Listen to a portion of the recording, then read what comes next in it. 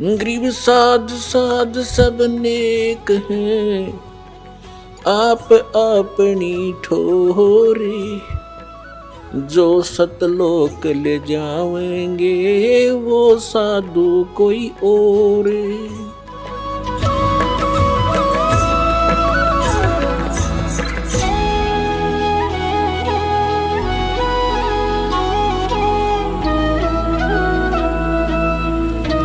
ಹಾಗೆ ಪ್ರಸಂಗ ನಡೆಯುತ್ತಿದೆ ಏನೆಂದರೆ, ತಮಗೆ ತೋರಿಸುತ್ತೇನೆ, ಕಬೀರ್ ಈಸ್ ಗಾಡ್. ಮತ್ತು ಆ ಪರಮಾತ್ಮ ಇಂತಹ ಲೀಲೆ ಆಡುತ್ತಾನೆ. ಅದನ್ನು ಮೊದಲು ಮಾಡಿದ್ದರು, ಪ್ರತಿಯೊಂದು ಯುಗದಲ್ಲಿ ಮಾಡುತ್ತಾ ಬಂದಿದ್ದಾರೆ. ಇಂದು ಆ ಪರಮೇಶ್ವರನನ್ನು ಅರಿಯುವುದಕ್ಕಾಗಿ ಯಾರು ಹೇಗಿದ್ದಾನೆ ಭಗವಂತ, ಇದನ್ನು ನಮ್ಮ ಸದ್ಗ್ರಂಥಗಳು ಪ್ರಮಾಣಿತವಾಗಿವೆ. ಇವುಗಳನ್ನು ನಾವು ಸತ್ಯವೆಂದು ಮೊದಲಿನಿಂದಲೂ ನಂಬಿ ಬಂದಿರುತ್ತೇವೆ.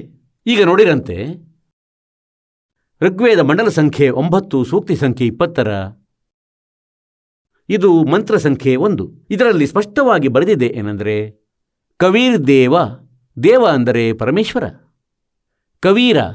ಕಬೀರ್ ದೇವ, ಆ ಪರಮಾತ್ಮನು ಕಬೀರ್ ದೇವನಾಗಿದ್ದಾನೆ. ಇಲ್ಲಿ ಬರೆಯಬೇಕಿತ್ತು ಯಜುರ್ವೇದದ ರೀತಿಯಲ್ಲಿ, ಅವನು ಕಬೀರ್ ದೇವನಾಗಿದ್ದಾನೆ ಮತ್ತು ಎಲ್ಲರ ರಕ್ಷಕನಾಗಿದ್ದಾನೆ. ವಿದ್ವಾಂಸರ ತೃಪ್ತಿಗಾಗಿ ಜ್ಞಾನವನ್ನು ನೀಡುತ್ತಾನೆ. ಸಹನಶೀಲನಾಗಿದ್ದಾನೆ. ಸಂಪೂರ್ಣ ದುಷ್ಟರನ್ನು ಸಂಗ್ರಾಮದಲ್ಲಿ ತಿರಸ್ಕೃತಗೊಳಿಸುವವನು, ಅಂದರೆ ಆಧ್ಯಾತ್ಮಿಕ ಜ್ಞಾನದಲ್ಲಿ ಎಲ್ಲರನ್ನೂ ಪರಾಜಿತಗೊಳಿಸುತ್ತಾನೆ ಆ ಪರಮಾತ್ಮ. ಈಗ ಪರಮಾತ್ಮ ಯಾವ ಯಾವ ಮಹಾಪುರುಷರಿಗೆ ಸಿಕ್ಕಿದ್ದರೂ ಅವರ ಹೆಸರುಗಳನ್ನು ತಮಗೆ ಈಗಾಗಲೇ ಹೇಳಿದ್ದೆವು. ಅವರಲ್ಲಿ ಒಬ್ಬರಾಗಿದ್ದಾರೆ. ಪರಮಾತ್ಮನಂತೂ ಆ ದೃಢ ಭಕ್ತರಿಗೆ, ಒಳ್ಳೆಯ ಆತ್ಮಗಳಿಗೆ ಸಿಗುತ್ತಾರೆ. ಅವರಲ್ಲಿ ಒಬ್ಬರು ದಾದೂ ಸಾಹೇಬರಾಗಿದ್ದಾರೆ. ದಾದೂ ಸಾಹೇಬರು 7 ವರ್ಷದವರಾಗಿದ್ದರು. ಮಕ್ಕಳೊಡನೆ ಆಟ ಆಡುತ್ತಿದ್ದರು ಊರಿನಿಂದ ಹೊರಗೆ ಉಪವನದಲ್ಲಿ.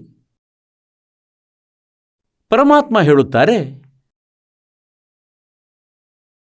गोता मारूं स्वर्ग में, जा बैठूं पाताले, कह कबीर ढूंढता फिरूं अपने हीरे मोती लाल। ಈಗ ಅದೇ ವಿಧಾನದಿಂದ, ಅಂದರೆ कि जो जन मेरी शरण है, ताका हूँ मैं दासे, गेल गेल लाग्या फिरूं जब तक धरती आकाशे। ಪುಣ್ಯಾತ್ಮರೇ, ಯಾವ ಪುಣ್ಯ ಆತ್ಮ ಒಂದು ಬಾರಿ ಪರಮಾತ್ಮನ ಆಶ್ರಯದಲ್ಲಿ ಬಂದು ಈ ನಾಮದಿಂದ ಪರಿಚಯಗೊಂಡ ಮತ್ತು ಗುರುದ್ರೋಹವನ್ನಂತೂ ಮಾಡಲಿಲ್ಲ, ಭಕ್ತಿಯನ್ನಂತೂ ಸ್ವಲ್ಪವೇ ಮಾಡಿದ ಅಂದುಕೊಳ್ಳಿ, ಆವಾಗ ಅವನು ಉಳಿದು ಬಿಡುತ್ತಾನೆ ಕಾಲನ ಜಾಲದಲ್ಲಿ. ನಂತರ ಅವನ ಜನ್ಮ ಹಾಳಂತೂ ಆಗುವುದು.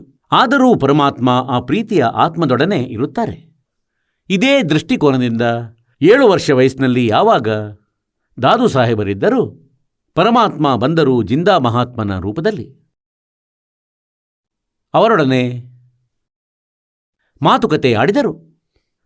ಈಗ ಪುಣ್ಯಾತ್ಮರೇ, ಅಂತೆಯೇ ಮಕ್ಕಳು ಹಿಂದಿನ ಸಂಸ್ಕಾರಿಗಳಾಗಿರುತ್ತಾರೆ. ಬಾಲ್ಯದಿಂದಲೇ ಬಹಳ ಒಳ್ಳೆಯ ಶ್ರದ್ಧಾಳುಗಳಾಗಿರುತ್ತಾರೆ, ದಯಾಳುಗಳಾಗಿರುತ್ತಾರೆ.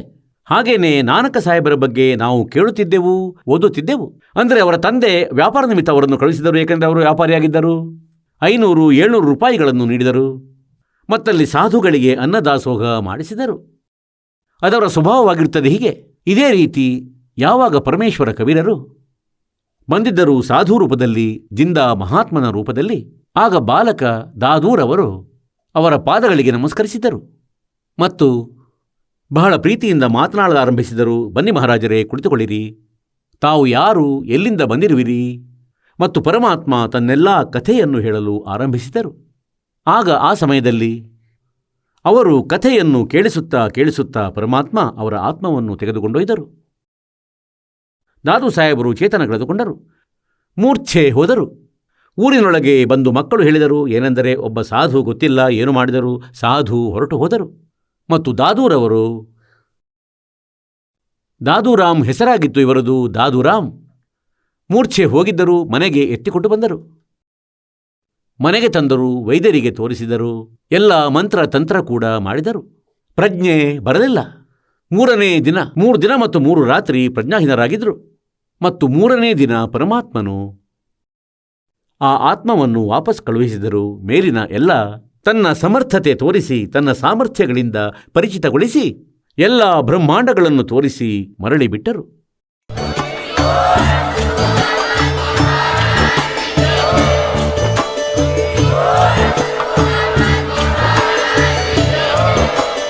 ನೀವು ಕೇಳಿದ್ದೀರಿ ಜಗದ್ಗುರು ತತ್ವದರ್ಶಿ ಸಂತ ರಾಮ್ಪಾಲ್ ಮಹಾರಾಜರ ಮಂಗಳ ಪ್ರವಚನ.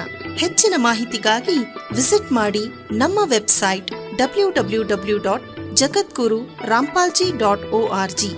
ಸಂತ ರಾಮ್ಪಾಲ್ ಮಹಾರಾಜರ ಶುಭ ಆಶೀರ್ವಾದದಿಂದ ಇಡೀ ವಿಶ್ವದಲ್ಲಿ 500ಕ್ಕೂ ಹೆಚ್ಚು ನಾಮದೀಕ್ಷಾ ಕೇಂದ್ರಗಳಿವೆ. ಇದರಲ್ಲಿ ಸಂತ ರಾಮ್ಪಾಲ್ ಮಹಾರಾಜರಿಂದ ನಿಶುಲ್ಕವಾಗಿ ಆನ್ಲೈನ್ ನಾಮದೀಕ್ಷೆ ಕೊಡಲಾಗುತ್ತಿದೆ.